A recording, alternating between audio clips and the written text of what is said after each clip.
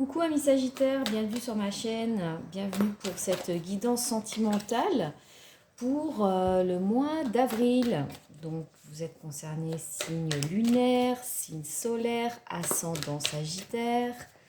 N'hésitez pas à aller voir les autres vidéos sur des signes de votre thème astral pour peut-être avoir des compléments d'informations. Surtout, je vous rappelle que c'est une guidance générale, donc ça ne peut pas parler à tout le monde. Et alors surtout, l'intérêt, c'est de trouver des réponses à des interrogations que vous avez sur votre chemin de vie ou sur des situations que vous pouvez vivre, mais ne prenez que ce qui résonne en vous. Ne vous obligez pas à interpréter des choses qui pourraient être dites et qui ne vous concernent pas. Laissez passer ce qui ne vous concerne pas et prenez ce qui vous est utile et ce qui résonne surtout. Allez, amis Sagittaires, qu'est-ce qui nous attend pour le mois d'avril? Sachant que le mois de mars a quand même été un mois très très lourd, avec beaucoup de mouvements de planètes. Donc dans mes tirages, effectivement, j'ai vraiment ressenti pas mal de conflits dans plein de signes. Alors des conflits soit avec l'entourage ou des conflits intérieurs, hein, vraiment besoin de s'affirmer. Donc oui, un travail d'introspection assez important là pour ce mois de mars. Et aussi de devoir peut-être gérer des émotions qu'on ne comprenait pas forcément. Donc ouais, mois de mars un petit peu lourd. Allez, on va voir ce qui nous attend pour le mois d'avril. Sentimental Sagittaire pour le mois d'avril. Là, voilà, autre carte. Ok, on va prendre une carte conseil. Il y en a trop. Carte conseil pour les Sagittaires. Hop. Ok. Chevalier de Pentacle. Du mouvement. Une envie d'avancer, de concrétiser des choses. Ça, c'est ce qui vous aide dans vos énergies pour le mois d'avril. Allez, une carte sur blocage. Ce sur quoi on doit travailler là sur le mois d'avril, dans le domaine sentimental. Allez, une carte s'il vous plaît. Là, il y en a trop.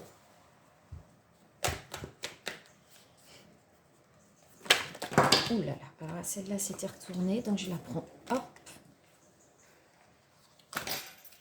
Ok. Je regarde, ouais, c'est bon. Hop. Et en dos de deck, on a l'empereur. Waouh, belle carte.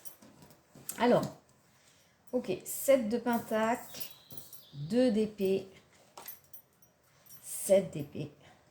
Ok, on est pas mal dans le mental. Et roue de fortune. Ok. Bon, là, les Sagittaires, carte centrale, on est sur du 2 d'épée. On sent que vous êtes dans une situation où vous ne savez pas que choisir. Voilà. Donc là, on est pas mal dans le mental. Donc, soit effectivement, vous êtes dans une situation où vous posez la question de est-ce que je reste, est-ce que je pars, ou alors vous avez deux personnes actuellement dans votre cœur et vous ne savez pas lequel choisir. Alors, vous voyez, cette personne, elle a les yeux bandés, donc elle ne voit pas. Donc, généralement, ce 2 d'épée indique aussi donc qu'il y a un choix à faire, mais que là, pour l'instant, vous n'avez peut-être pas tous les éléments pour faire votre choix, parce qu'il vous manque des informations, ou parce que vous avez un manque de clarté sur la situation. Et avec ce 7 de pentacle, vous voyez, cette femme, elle a déjà acquis un certain nombre de deniers, et elle est dans l'attente de la récolte. Elle sait qu'elle va récolter, mais là, ça indique une période d'attente. On sait que les choses vont s'arranger, mais cette carte, c'est une carte de patience. Et effectivement, avec le 2 d'épée, on vous dit, peut-être que là, il va falloir faire preuve de patience parce que tu n'as pas tous les éléments pour faire ce choix, pour comprendre les deux situations qui te posent problème. Sachant qu'ici, avec le 7 d'épée, alors 7 d'épée, c'est une carte qui n'est pas super fun, hein, on ne va pas se cacher. 7 d'épée, vous voyez, cet homme-là, il a déjà pris 5 épées et il se barre un petit peu en loose dé. Hein. Avec le renard c'est souvent synonyme de ruse, de tromperie, d'entourloupe. Donc là, cette carte, c'est soit effectivement, ça nous indique que vous avez envie de fuir une situation, une forme de déni, plutôt que de l'affronter. Effectivement, vous êtes face à un choix et en fait, vous n'êtes pas là en capacité, vous n'avez pas envie de choisir et vous êtes plutôt dans une sorte de fuite de cette situation. Ou alors vous avez une manque de clarté parce qu'autour de vous il y a un environnement qui n'est pas très clair, avec des gens qui ne sont pas très honnêtes, qui essayent de vous tromper, de vous manipuler. Donc là oui, on sent entre ce 2 d'épée et ce 7 d'épée que vous êtes vraiment dans un environnement trouble.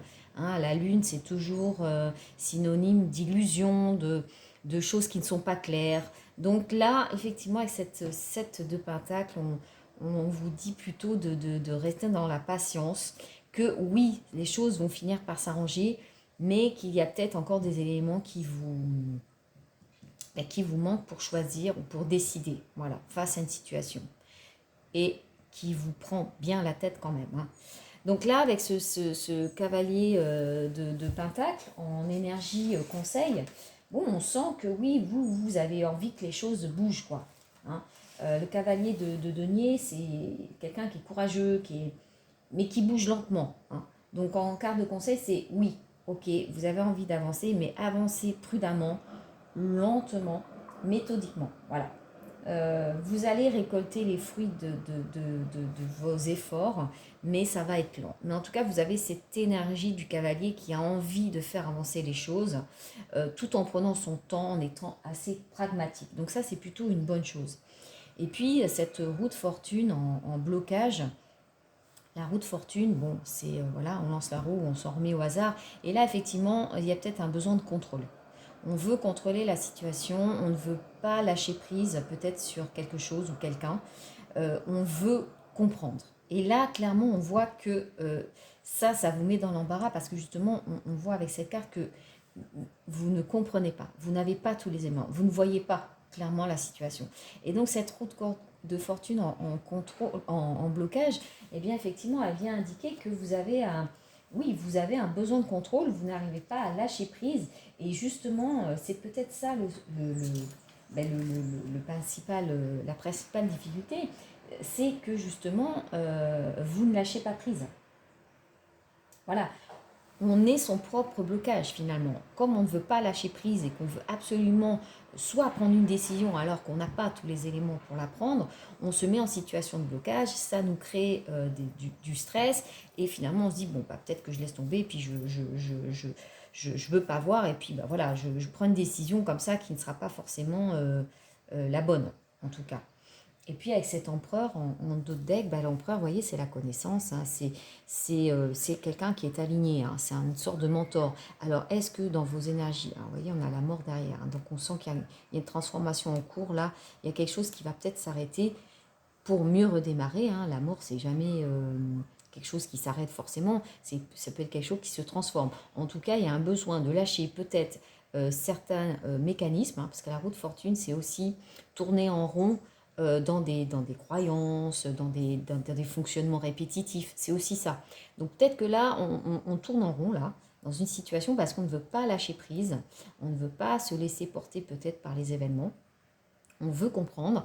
Et l'empereur, c'est un mentor, hein, c'est lui qui a la connaissance, vous voyez, il a une maturité et peut-être que c'est une personne dans votre entourage qui pourrait peut-être vous aider à y voir plus clair en tout cas. Alors, il faut peut-être se laisser guider par cette personne qui peut vous apporter peut-être des éclaircissements sur la situation. Ok, on va voir ce que nous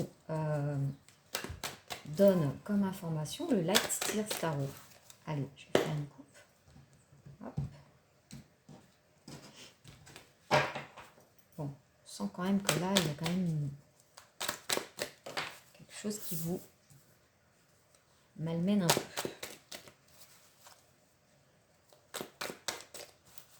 Là, clairement, on vous demande de lâcher prise. Hein. Cette carte vous indique que oui, il va falloir faire preuve de patience, mais qu'au final, vous allez récolter. Mais là, on se sent bloqué. Le 2 d'épée, c'est une carte aussi où on se sent bloqué. On ne choisit ni l'un ni l'autre. Oula, dis donc.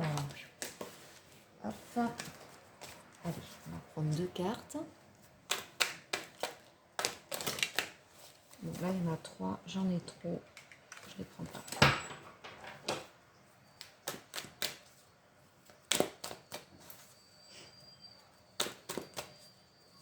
Donc, ne soyez pas, ce que les cartes vous disent, c'est ne soyez pas votre propre blocage. Voilà. Et ben voilà, ben le pendu, ben ouais, le pendu en deux decks, hein, on se sent bloqué dans une situation. Et le pendu indique souvent de souvent regarder la situation sous un autre angle. Hein, lâcher prise. Arrêtez de tourner en rond avec les mêmes croyances, peut-être les mêmes fonctionnements. Lâcher prise pour peut-être regarder les choses sous un nouvel angle. C'est ce que nous indique le pendu. Allez, on va voir. Allez, cavalier d'épée.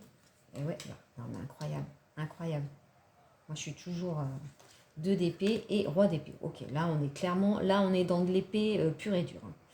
Bon, ce cavalier d'épée, il est un peu comme ce cavalier de pentacle. Il veut avancer, il veut comprendre. Hein. L'épée, c'est le mental. Donc, c'est quelqu'un qui, voilà, on voit, hein, il court vers cette moto. On sent qu'il veut, que les choses bougent. Voilà, donc il veut comprendre les choses. Mais on voit bien qu'ici, on reste bloqué quand même dans des énergies de 2 d'épée où vraiment, là, on se sent fermé. Regardez, hein, l'image part d'elle-même. On est dans son mental fermé. Et donc, le roi d'épée, le roi d'épée, c'est peut-être l'énergie qui va vous permettre une certaine maturité, hein, peut-être, justement, et en lâchant prise et en regardant les choses différemment. Le roi d'épée, il a cette énergie de clairvoyance. Il est pragmatique, il est clair dans ses idées. Il ne se laisse pas berner par les gens, hein, peut-être. Et regardez, on le retrouve juste dessous le 7 d'épée, où on sent effectivement peut-être une envie de fuir une situation qui nous prend la tête, une sorte peut-être de déni. Et là, on vous dit, regardez, prenez de la hauteur par rapport à cette situation et réfléchissez effectivement à lâcher prise. Prenez la hauteur. Et le roi d'épée, c'est quelqu'un qui est mature. C'est quelqu'un qui maîtrise sa vision sur les choses. Comme je vous dis, il sait ce qu'il veut, il sait ce qu'il ne veut pas. Donc ce roi d'épée vous indique qu'à un moment donné, vous allez justement trouver votre confiance en vous, peut-être grâce à une personne de votre entourage qui va vous guider. En tout cas, le roi d'épée, c'est quelqu'un voilà, qui est sûr de ce qu'il voit, de la compréhension qu'il a des choses, et donc il saura trancher sur cette situation. Hein, on voit bien, en plus, c'est après, ça arrive après. Donc là, on a ce côté un petit peu encore un peu immature de, bon, là, j'aimerais vraiment sortir de cette situation, je me sens vraiment bloquée, et là, effectivement, voilà, je prends de la hauteur, je prends de la maturité sur les choses, et là, je me fais confiance, et je retrouve mon intuition, je fais confiance à mon intuition pour trancher dans cette situation. Voilà. Ok, là, on est à fond dans le mental, la Ami Sagittaire. Vraiment, visiblement, effectivement, il y a peut-être une situation qui vraiment vous demande, vous charge mentalement, en tout cas. Ok, allez, on va voir avec les rêves enchantés de Lenormand. Et alors, à la fin du tirage, ouais, je ne vous l'ai pas dit, j'ai retiré 3 cartes du chakra du cœur de Isabelle Serre. Je vous laisserai, vous prendrez le temps, hein, je ferai pause sur la vidéo, mais vous prendrez le temps, oula, trop de cartes, de choisir la carte 1, 2 ou 3. Et puis, bah, écoutez, vous prendrez le petit message associé à votre choix. Voilà, ce sera juste à la fin du tirage pour avoir un petit message complémentaire. Allez, on va prendre 3 cartes. Là, on vous dit, faites-vous confiance. Hein. Lâchez prise, faites-vous confiance. Regardez les choses sous un autre angle et vous allez être sur roi d'épée. Vous allez avoir cette énergie du roi d'épée de retrouver votre intuition et de vous faire confiance. Hein. Souvent, c'est ça. On ne voit pas les choses parce qu'on ne se fait pas assez confiance. Parce que cette situation peut-être nous déstabilise aussi. Ok, une carte. petit peu. Hop. Allez, encore 2 cartes.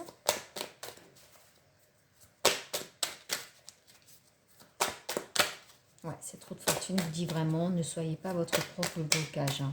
Ne voulez pas, n'essayez pas de tout contrôler. Hein. C'est souvent quand on veut tout contrôler qu'on s'obstine sur une perception des choses qui n'est pas forcément la bonne. Ça demande un petit peu de travail sur soi. Hein. Bon, là, on retrouve la lune. Hein. Vous voyez, cette lune, là, on sent vraiment que vous êtes dans une ambiance un petit peu d'obscurité. Et la lune, dans ce jeu-là aussi, c'est aussi une reconnaissance. Hein. Mais bon, c'est vrai que là, par rapport au tirage, je vais vraiment l'interpréter un petit peu. Bah, là, on la voit bien, cette lune. Hein, comme, oui, un manque de clarté. Une situation un peu confuse, quoi. Une période un peu confuse. Ok, le pont. Bah ouais. Trouver la porte de sortie. Ouais, ok. Bon, la croix, c'est un peu, on porte un fardeau, et c'est aussi la fin la fin de quelque chose. Hein. Oui, c'est un fardeau qui doit s'arrêter, là, qui nous pèse un peu, une épreuve, hein, quelque chose d'assez douloureux quand même, et qui nous demande de prendre ses responsabilités pour en venir à bout, hein, de ce fardeau, vraiment, c'est ça. Donc oui, on sent qu'il y a quelque chose vraiment qui vous pèse et qui vous travaille. Donc cette lune, effectivement, c'est c'est des choses qui ne sont pas très claires. Hein. Et cette lune aussi, c'est souvent, alors soit les pleines lunes, les nouvelles lunes, ça développe aussi tout ce qui est intuition, spiritualité. Donc c'est très lié la clairvoyance. Hein. Et donc la clairvoyance, c'est ce que je vous disais avec ce roi d'épée. Voilà, on sent qu'effectivement vous avez besoin de vous reconnecter à votre intuition, à votre confiance en vous pour sortir de cette situation. Et le pont, regardez, c'est de trouver, c'est l'issue de secours, hein. C'est la voie, hein, la transition, c'est le dépassement d'obstacles. Un pont, c'est là pour dépasser des obstacles, c'est vous permettre d'aller d'une rive à l'autre. Donc là, on voit avec cette carte que oui, vous allez trouver le chemin qui va vous permettre de sortir d'une situation. Voilà. Hein, on voit cette lumière qui arrive au loin. Et là, ici, on voit, c'est plutôt tout ce qui est... Alors, est-ce que c'est en faisant des sorties, en vous sortant un petit peu de votre situation? Alors, effectivement, si c'est dans votre couple, peut-être qu'à un moment, il faut prendre un petit peu, prendre un peu l'air, voir des amis, sortir un petit peu pour vous détacher un petit peu de la situation, pour prendre de la hauteur sur cette situation. Mais en tout cas, on voit avec cette carte, juste en fin de tirage en plus, que voilà, vous arrivez à trouver la voie qui vous permet de dépasser cette difficulté. Ok, donc on va prendre le chakra du cœur, ce que je vous disais tout à l'heure, et puis je vais prendre 3 cartes. Pendant ce temps-là, effectivement, je vous laisse réfléchir un petit peu à votre choix. Posez-vous peut-être une question. Ok, celle-là, elle a voulu sortir, mais je la prends. Ok, je vais piocher. Allez, amis Sagittaire. Petit message pour vous. Hop. Et hop. Allez, choix numéro 1. Qu'est-ce qu'on nous dit? Concrétisation des projets. Ok. Donc là, écoutez, c'est assez clair. Hein. Peut-être que vous avez des projets en gestation et on vous dit qu'effectivement, ça va se concrétiser. Peut-être faut-il un petit peu de patience. Mais en tout cas, l'aboutissement est proche. Allez, deuxième choix, carte numéro 2. Rencontre par synchronicité. Ok. Donc là, ça veut dire vraiment qu'il y a une rencontre qui pourrait se faire. Et en tout cas, par synchronicité, ça veut dire que voilà, quoi que vous fassiez, de toute façon, les choses sont programmées. Donc, vous n'y couperez pas. Et donc, troisième choix. ton âme sœur n'est pas prête. Bon, je vous laisse prendre le message en fonction de la situation à laquelle vous pensiez quand vous avez fait votre choix. Et puis, je vous remercie de m'avoir regardé et je vous dis à bientôt. Ciao!